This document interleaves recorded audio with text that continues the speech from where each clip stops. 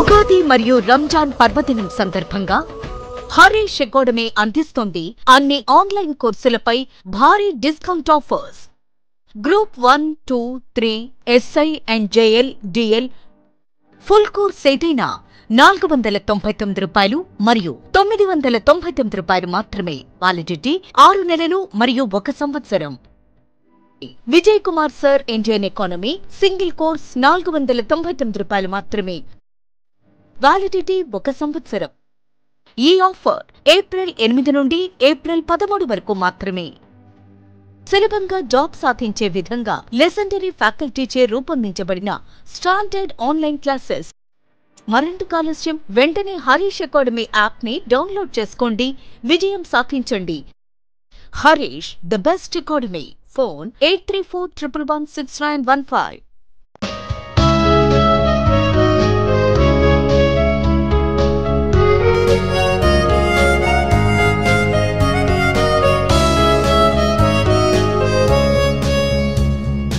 Harish, the best academy. Hi friends, welcome to Harish academy.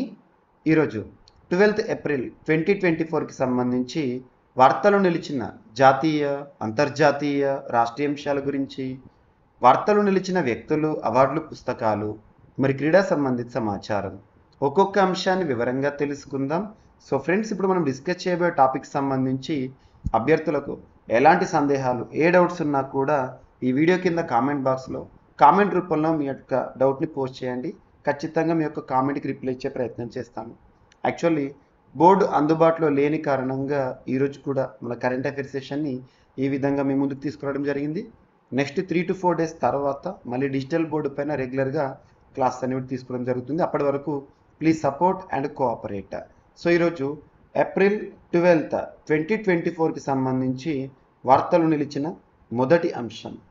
So hepatitis కేసుల విషయంలో, అది hepatitis B కానివ్వండి, C కానివ్వండి, అత్యధికంగా కేసులు నమోదవుతున్న దేశాల జాబితాలో మొదటి స్థానంలో చైనా ఉంటే, రెండవ స్థానంలో భారతదేశం ఉంది అని చెప్పేసి ఇటీవల ప్రపంచ ఆరోగ్య సంస్థ, వరల్డ్ హెల్త్ ఆర్గనైజేషన్ వారు కొన్ని గణాంకాలను రిలీజ్ చేశారు.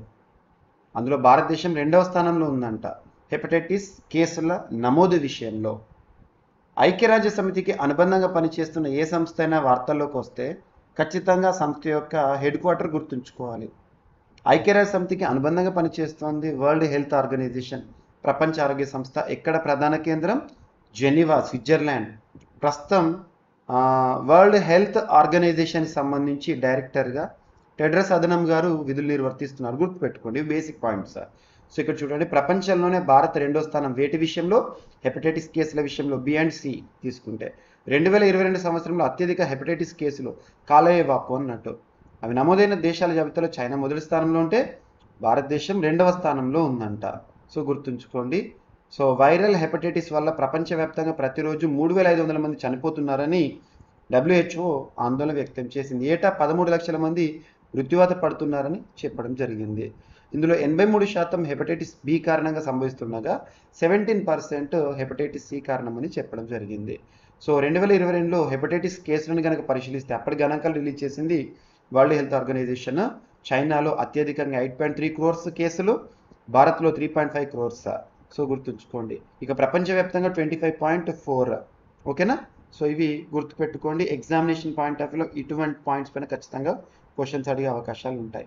And next, Igla S portable anti aircraft missile system, సింపుల్గా మ్యాన్కాడ్. ఇది ఇటీవల వార్తల్లోకి వచ్చింది.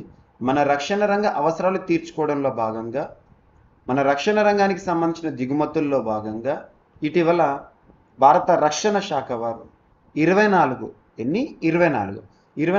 ఇగ్లా S portable anti aircraft missile సిస్టమ్స్ని ఏ దేశం నుండి దిగుమతి చేసుకున్నారంటే రష్యా. గుర్తుంచుకోండి, రక్షణ రంగ దిగుమతులపైన క్వశ్చన్ లేకుండా క్వశ్చన్ పేపర్ ఉండదు. ఒక మాటలో చెప్పాలంటే రక్షణ రంగానికి సంబంధించి ఏదో ఒక ప్రశ్న అయినా లేకుండా రానున్న ఏ పోటీ పరీక్షకు సంబంధించిన క్వశ్చన్ పేపర్ కూడా ఉండదు. ఆ వాస్తవాన్ని గ్రహించండి.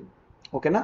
సో ఇక్కడ మనం రక్షణ రంగానికి సంబంధించి ఇటీవల కాలంలో అమెరికాకి సంబంధించి MQ-9B డ్రోన్స్, ప్రెడేటర్ డ్రోన్స్ కానివ్వండి, అపాచీ చినూక్ హెలికాప్టర్స్ కానివ్వండి, అండ్ MS-60 రోమియో హెలికాప్టర్స్ కానివ్వండి, అండ్ ఇటీవల పోసిడాన్ 8I నిఘా విమానాల గురించి కానివ్వండి, స్పెయిన్కి సంబంధించి ఇటీవల C-295 యుద్ధ విమానాలకు సంబంధించి కానివ్వండి, ఫ్రాన్స్ నుండి అంటే దసో సంస్థను మనం దిగుమతి చేసుకుంటున్న రఫేల్ యుద్ధ విమానాలు, మిరాజ్ 2000 కానివ్వండి, అండ్ ఇటీవల ఇజ్రాయెల్ నుండి హెరాన్ డ్రోన్స్ అండ్ ఇటీవల స్కై స్ట్రైకర్స్, సూసైడ్ డ్రోన్స్, ఇటువంటి అంశాలను మనం తరచుగా చూస్తున్నాం రక్షణ రంగ అవసరాల్లో భాగంగా. సో ఇక్కడ రష్యా భారతదేశానికి సంబంధించి రక్షణ రంగాన్ని కనుక పరిశీలిస్తే అతిపెద్ద భాగస్వామి. మనం అత్యధికంగా యాక్చువల్గా మనం దిగుమతి చేసుకుంటున్న మొత్తాన్ని కనుక పరిశీలిస్తే maximum percentages of defence imports from Russia అని గుర్తుంచుకోండి. ఈరోజు వార్తల్లోకి వచ్చింది ఏదైతే ఉంటుందో advanced anti aircraft missile system, దీని యొక్క పారామీటర్స్ ఏవైతే ఉంటాయో దాని యొక్క ప్రత్యేకతలన్నీ కూడా ఇక్కడ స్లైడ్లో చూపించాను, ఒకసారి చూడండి. అండ్ నెక్స్ట్ వచ్చేసి సో స్టార్టప్ ర్యాంకులకి సంబంధించి సో ఇటీవల వార్తల్లోకి వచ్చిన అంశం ఏంటంటే ప్రపంచంలో అత్యధిక యూనికార్న్ స్టార్టప్ కలిగిన దేశాల జాబితాలో మరొకసారి భారతదేశము టాప్ 3లో ఉంది. సో యూనికార్న్ స్టార్టప్ అంటే ఏంటి? ఫస్ట్ ఆఫ్ ఆల్ మనందరికీ తెలుసు, ఫస్ట్ స్టార్టప్ అంటే ఏంటి? అంకుర సంస్థలు.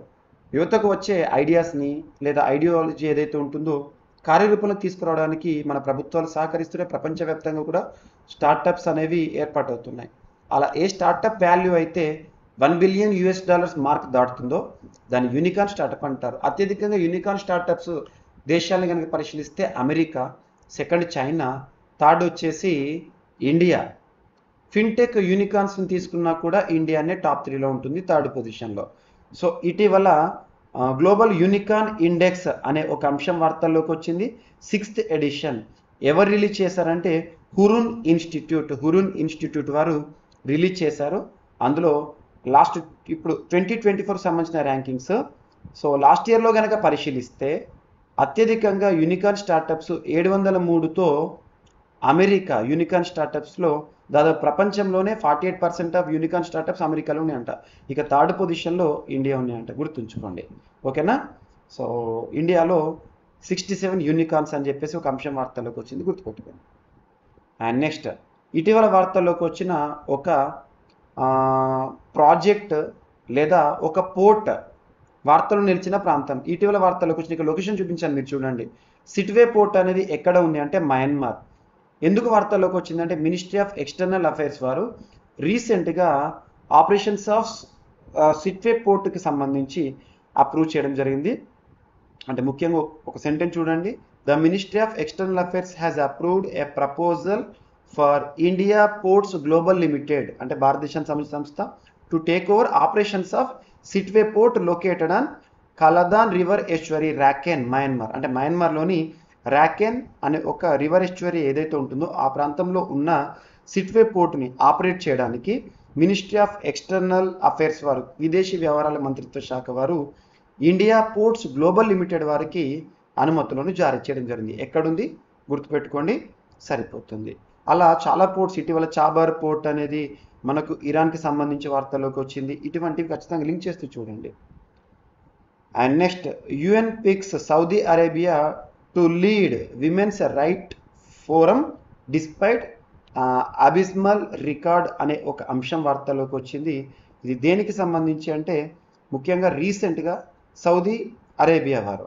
సో సౌదీ అరేబియా ఆ దేశము ఒక అంతర్జాతీయ సంస్థకి సంబంధించి హెడ్గా, చైర్పర్సన్గా బాధ్యతలు నిర్వర్తించబోతున్నారు. ఆ సంస్థ పేరేంటని అడుగుతారు, గుర్తుపెట్టుకోండి. ఇక్కడ యునైటెడ్ నేషన్కి సంబంధించి CSW commission on the status of women, commission on status of women, మహిళలకి సంబంధించిన ఒక అంతర్జాతీయ సంస్థ. ఈ సంస్థకి సంబంధించి 69th సెషన్ 2025లో జరుగుతుంది. ఆ సెషన్కి సౌదీ అరేబియా చైర్, అధ్యక్ష బాధ్యతలు నిర్వర్తిస్తుంది. ఇది టాపిక్. మరి ఈ CSW అనే సంస్థ అంటే commission on status of women అనే సంస్థ ఎప్పుడు ఏర్పాటైందంటే 1946 ఇయర్లో ఏర్పాటైన ఒక ఇంటర్ గవర్నమెంటల్ బాడీ, గుర్తుపెట్టుకోండి. ఓకేనా? సో ఇందులో దాదాపు 45 స్టేట్స్ మెంబర్షిప్ని కలిగి ఉంటాయి. అందులో 13 members from Africa, 11 from Asia, 9 from Latin America and Caribbean, and 8 from western Europe and other states, 4 from eastern Europe. So just ఈ పాయింట్స్ గుర్తుపెట్టుకునే ప్రయత్నం చేయండి. సో ఇక్కడ ఎగ్జామినేషన్ పాయింట్ ఆఫ్ వ్యూలో కనుక అడిగితే ఇటీవల వార్తల్లోకి వచ్చిన సిఎస్డబ్ల్యూకి సంబంధించి రానున్న 2025లో 69th సమావేశానికి అసెంబ్లీకి అధ్యక్ష బాధ్యతలు ఎవరు అంటే సౌదీ అరేబియా. యాక్చువల్గా సౌదీ అరేబియాలో విమెన్ రైట్స్ అనేవి ఎంతవరకు చూసినా కూడా విమెన్కి రైట్ విషయంలో సౌదీ అరేబియా వెనుకబడింది. అయినా కూడా వీళ్ళకు అధ్యక్ష బాధ్యతలు ఇవ్వడం అనేది కొంత కలవరపాటుగా ప్రపంచ దేశాలు ఆబ్జెక్షన్ చెప్తున్నాయి. ఓకేనా. అండ్ 44% స్కూళ్ళలో ఎన్రోల్మెంట్ 50 లోపే అని చెప్పేసి ఇటీవల పిఏబి తాజా నివేదికలో వెల్లడైన అంశము. సో ముఖ్యంగా తెలంగాణ రాష్ట్రానికి సంబంధించి కానివ్వండి అభ్యర్థులు చూడండి. సో 1213 స్కూళ్ళల్లో 0 ఎన్రోల్మెంట్ జరిగిందంట. అండ్ ఇక్కడ చూస్తే రాష్ట్రంలోనే అంటే తెలంగాణ రాష్ట్రంలోని 44% స్కూళ్ళలో ఎన్రోల్మెంట్ 50 మెంబర్స్ లోపే ఉందని సమగ్ర శిక్ష ప్రాజెక్ట్ అప్రూవల్ బోర్డు రీసెంట్గా నివేదికను విడుదల చేసింది.